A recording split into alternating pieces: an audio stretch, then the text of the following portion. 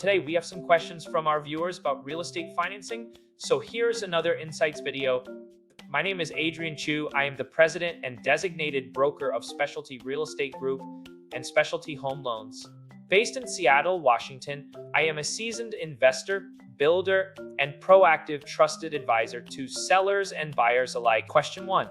When doing a cash-out refinance on a rental property purchased within a year that's been remodeled after purchase, will the appraiser consider the remodeling value, or will they purely consider the purchase price and prices of nearby recently sold comparables?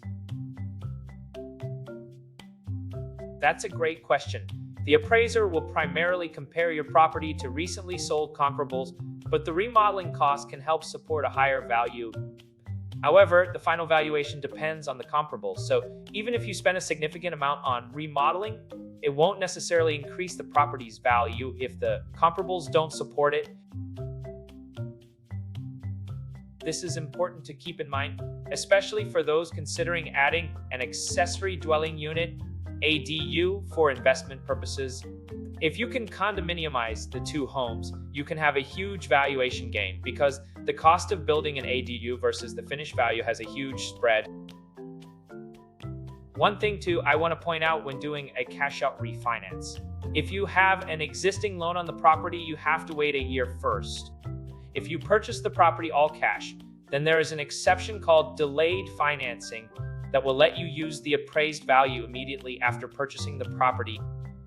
Question 2. What are your thoughts on taking out 401k loans to use as down payment for an investment property? Taking out a 401k loan for an investment property down payment can be a viable option, but you need to consider your cost of capital. This means comparing the opportunity cost of the money you're taking out of your 401k with the interest rates available for loans. High interest rate times might make this option more appealing, but always weigh the risks and potential returns before making such a decision.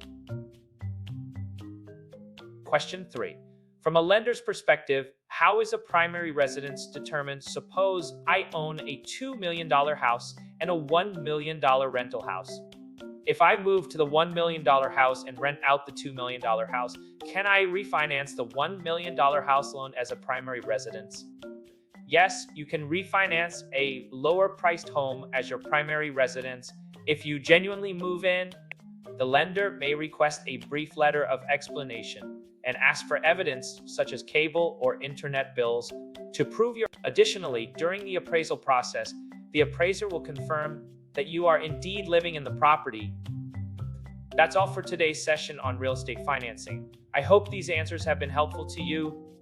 If you have more questions or need further clarification, please feel free to leave them in the comments below, and we'll do our best to address them in future videos. If you found this Real Estate Insights session helpful, don't forget to like and subscribe for more real estate tips and insights. Until next time, I'm Adrian Chu, your guide to Seattle's real estate market.